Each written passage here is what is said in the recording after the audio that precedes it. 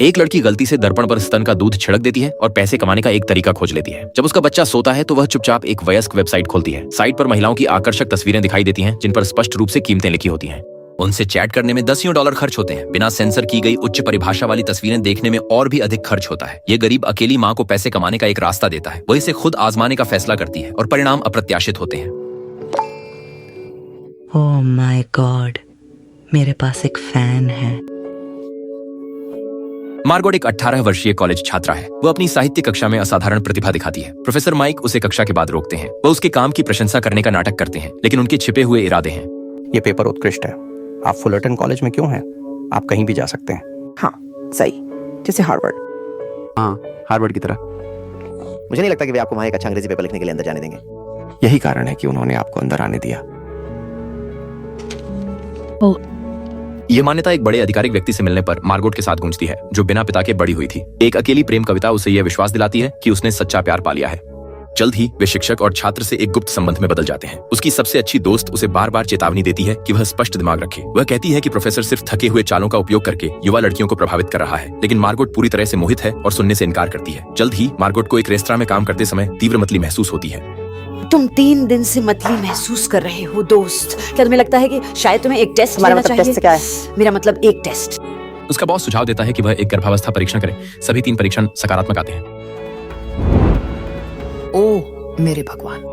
एक डॉक्टर पुष्टि करता है कि वह 10 सप्ताह की गर्भवती है। डॉक्टर धीरे से पूछता है कि क्या वह गर्भावस्था के विकल्पों के बारे में जानना चाहती है। वह संकेत देता है कि वह बच्चे को न रखने का विकल्प चुन सकती है, लेकिन मार्गोट अभी भी अपने रिश्ते की उम्मीद बनाए रखती है। वह माइक को बताती है कि वह गर्भवती है, लेकिन माइक जिम्मेदारी लेने से इनकार कर देता है। वह उस दिन से उसे टालने लगता है। जब मार्गोट की माँ शायन ये खबर सुनती है तो वह गुस्से में आ जाती है। चियान खुद एक सिंगल माँ है, इसलिए वह इस कठिनाई को अच्छी तरह से जानती है। तुम कॉलेज में थे, धिक्कार है। तुम कोई बनने वाले थे, तुम जानते हो मेरा मतलब क्या है। तुम्हारा करियर बनने वाला था और तुम चीजें करने वाले थे, जो भी तुम चाहते थे। वो मार्गोट से विनती करती है कि वह उसके नक्शे कदम पर न चले। वह नहीं चाहती कि मार्गोट अपना उज्जवल भविष्य बर्बाद करे, लेकिन मार्गोट जिद्दी और विद्रोही है। वो बच्चे को रखने का फैसला करती है। कसम से, कसम से, कसम से, कसम से। अपने बेबी शॉवर पर वह उत्साह से उपहार खोलती है, लेकिन उसकी माँ गहरी चिंता के साथ केवल देखती रहती है। मार्गोट को जन्म की तैयारी के लिए कॉलेज छोड़ना पड़ता है। जैसे जैसे उसकी डिलीवरी की तारीख नजदीक आती है, बच्चे की चीजों की लागत उसे दबा देती है। एक अकेला स्ट्रोलर $1200 का आता है। वो हताश महसूस करती है। ये उससे अधिक है जितना उसने अपनी पुरानी कार के लिए भुगतान किया था। इसे वहन करने में असमर्थ वो अपने बचपन की चाल का उपयोग करती है। वह मॉल के फर्श पर लेट जाती है और अपनी माँ को इसे खरीदने के लिए मजबूर करने के लिए गुस्सा दिखाती है। ये वह दुनिया है जिसकी मेरे बच्चे को हक है, वह जिसे मैं कभी भी वहन करने के करीब नहीं आ पाऊंगी। फर्श से उठो, तुम तमाशा कर रही हो। ये बहुत गलत है। फर्श से उठो युवती। चेन गुस्से में है, लेकिन वह झुक जाती है और स्ट्रोलर खरीद लेती है। वे नए स्ट्रोलर को पार्किंग लॉट तक ले जाते हैं। मार्गोट एक परिचित पीठ को देखती है। ये प्रोफेसर माइक हैं, वही व्यक्ति जिसने उसे गर्भवती किया। वह अपनी पत्नी और उनके बच्चे के साथ वहां है। मार्गोट का दबा हुआ गुस्सा फूट पड़ता है। वह अपनी माँ से कहती है कि स्ट्रोलर को दूर ले जाएं। वह गहरी सांस लेती है और माइक के परिवार की ओर सीधे चल पड़ती है। प्रोफेसर, एक आदमी एक लड़की को उसकी कार में अकेले सोते हुए देखता है और उसके मन में बुरे विचार आते हैं। वह दरवाजा खोलने की कोशिश करता है, लेकिन सौभाग्य से वह लॉक है। वह अंदर नहीं जा सकता। शोर से लड़की जाग जाती है और वह तुरंत उसे जाने के लिए चिल्लाती है। बाहर का आदमी बिल्कुल भी नहीं हिलता। वे जंगल के अंदर गहरे हैं।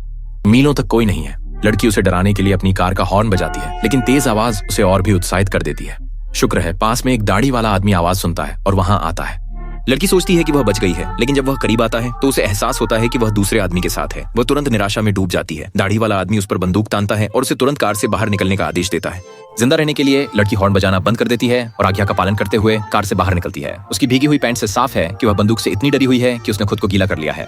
इस बीच लड़की के माता पिता पास से हॉर्न की आवाज सुनते हैं। पिता जल्दी से उनके छोटे बेटे को माँ के पास देते हैं और वापस दौड़ते हैं, लेकिन वह पूरी तरह से तैयार नहीं होते और दोनों आदमी उन्हें बेहोश कर देते हैं। उसी समय माँ वापस तंबू की ओर दौड़ती है। वह उनके छोटे बेटे को अंदर छुपा देती है, फिर अपनी बेटी के स्थान की ओर दौड़ती है। वह अपनी बेटी को भागने के लिए चिल्लाती है, लेकिन अगले ही पल दाढ़ी वाला आदमी हवा में गोली चला देता है। वह धमकी देता है कि अगर वह एक कदम और आगे बढ़ी तो वह उसके माता पिता को मार देगा। उसके पास रुकने के अलावा कोई चारा नहीं है। उसे नहीं पता ये 2 बीमार आदमी स्थानीय शिकारी हैं। चूंकि यहाँ कोई नहीं रहता, वे नियमित रूप से कैंपरों का शिकार करते हैं और उन्हें मार देते हैं। ये जो यहाँ आते हैं, इस परिवार के लिए एक क्रूर यातना इंतजार कर रही है। गुंडे उनके हाथ बांधकर उन्हें पहाड़ी पर एक बड़े पेड़ तक घसीटते हैं। एक गुंडा पिता के सिर पर एक सोडा कैन रखता है, फिर पीछे हटकर उस पर बंदूक तानता है। स्पष्ट है वह उसे निशानेबाजी के अभ्यास के लिए इस्तेमाल कर रहा है, लेकिन इससे पहले कि वह गोली चला सके पिता इतनी बुरी तरह कांप रहे हैं कि कैन जमीन पर गिर जाता है। दाढ़ी वाला आदमी उसे जोर से लात मारता है, फिर कैन को वापस उसके सिर पर रखता है, लेकिन कैन फिर से गिर जाता है। अब गुस्से में ठग ने अपना धैर्य खो दिया है। वह तुरंत बंदूक को पिता के सिर पर तान देता है। अपने पति को अपनी आंखों के सामने मरते हुए देखकर पत्नी टूट जाती है और वापस लड़ने लगती है, लेकिन यहाँ कहीं बीच में प्रतिरोध बेकार है।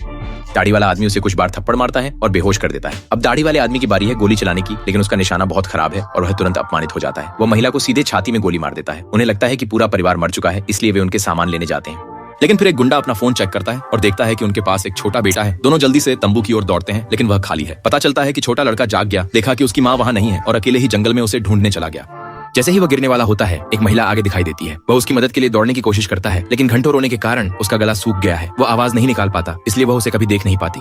पता चला कि लिसा और उसका बॉयफ्रेंड वीकेंड के लिए यहाँ कैंपिंग करने आए थे, लेकिन उनकी गाड़ी का टायर पंचर हो गया। जब उसका बॉयफ्रेंड उसे पास की लकड़ी लाने भेजता है तो उन्हें बेहोश पड़ा छोटा लड़का मिलता है। सौभाग्य से उसका बॉयफ्रेंड डॉक्टर है। वह लड़के की जांच करता है और पुष्टि करता है कि वह सिर्फ थकावट से बेहोश हुआ है, कोई और चोट नहीं है। लेकिन कहीं बीच में एक अजनबी बच्चा, ये अजीब है, वे उसे अस्पताल ले जाना चाहते हैं, लेकिन उनकी पंक्चर टायर उन्हें वहीं फंसा देती है। ठीक जब वे फंसे होते हैं, एक कार आकर रुकती है। वे ड्राइवर से मदद मांगने के लिए दौड़ते हैं। उन्हें नहीं पता कि वह उन शिकारियों में से एक है जिसने लड़के के माता पिता को मारा था। जब वह सुनता है कि उन्हें एक छोटा लड़का मिला है तो शिकारी जांचने के लिए आगे बढ़ता है। जैसे ही वह पुष्टि करता है कि यह वही बच्चा है जिसकी उन्हें तलाश है, वह झूठी चिंता दिखाता है। कहता है कि उसने कल लड़के के माता पिता को पहाड़ की ओर जाते हुए देखा था और उन्हें ऊपर ले जाने की पेशकश करता है। इसलिए लिसा लड़के की देखभाल के लिए पीछे रहती है, जबकि जैक शिकारी के साथ लड़के के माता पिता को खोजने के लिए पहाड़ पर जाता है।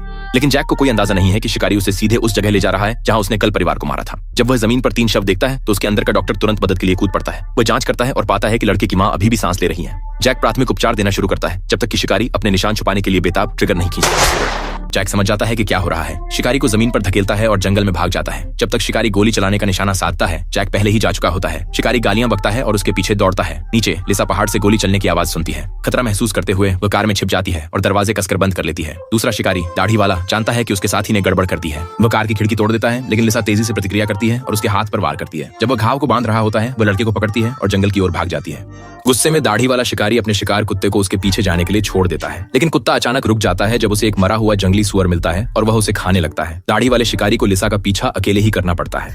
इस बीच जैक का पीछा कर रहा दूसरा शिकारी भी उन्हीं जंगलों में पहुंच जाता है। वह हलचल सुनता है, बिना सोचे समझे गोली चला देता है और महसूस करता है कि उसने अपने दाढ़ी वाले साथी को ही गोली मार दी है। दाढ़ी वाला शिकारी कभी नहीं सोचता था कि वह अपने ही साथी के हाथों मरेगा। फिर लिसा की बाहों में लड़का रोने लगता है। शिकारी रोने की आवाज सुनता है और अपने मरे हुए साथी का बदला लेने के लिए दौड़ पड़ता है। लिसा लड़के को लेकर दूर तक नहीं भाग सकती और शिकारी जल्दी ही पकड़ लेता है। वह लड़के को उसकी बाहों से खींचकर जमीन पर जोर से पटक देता है। लड़के की चीखें तुरंत बंद हो जाती हैं और लिसा पूरी तरह से टूट जाती है। उसका बॉयफ्रेंड जैक पास से यह सब देखता है, लेकिन वह शिकारी से लड़ने के लिए बहुत डरा हुआ है। शिकारी जैक को बाहर लाने के लिए लिसा को एक पेड़ से लटका देता है, लेकिन तभी एक कार का इंजन गरजता है। जैक ने मरे हुए शिकारी की चाबियां ली और उसकी कार में भाग गया। शिकारी अपना आपा खो बैठता है। वह जैक का पीछा करने के लिए लिसा को रस्सी से बांध देता है, लेकिन आधे रास्ते में लिसा देखती है कि लड़का गायब है। उसे लगता है कि जैक ने उसे पकड़ लिया होगा। वह लिसा को कार में खींचता है ताकि जैक का पीछा कर सके। लिसा सच्चाई जानती है, यहाँ तक कि अगर वे जैक को पकड़ भी लेते हैं तो भी वह उसे मार ही देगा। तो जब वह ध्यान भटकाता है, वह स्टीयरिंग व्हील को जोर से खींचती है। कार सीधे एक पेड़ से टकरा जाती है। रात हो जाती है। जैक पुलिस स्टेशन पहुंचता है, पुलिस को पहाड़ पर वापस लाता है। वे दुर्घटनाग्रस्त कार को पाते हैं। लिसा पुलिस को देखकर खुश हो जाती है, लेकिन उसकी उम्मीद तुरंत खत्म हो जाती है। 2 पुलिस वाले बाहर निकलकर जांच करते हैं। छिपा हुआ शिकारी उन दोनों को गोली मार देता है। जैक घबरा जाता है, भागने की कोशिश करता है। शिकारी उसके कंधे में गोली मारता है।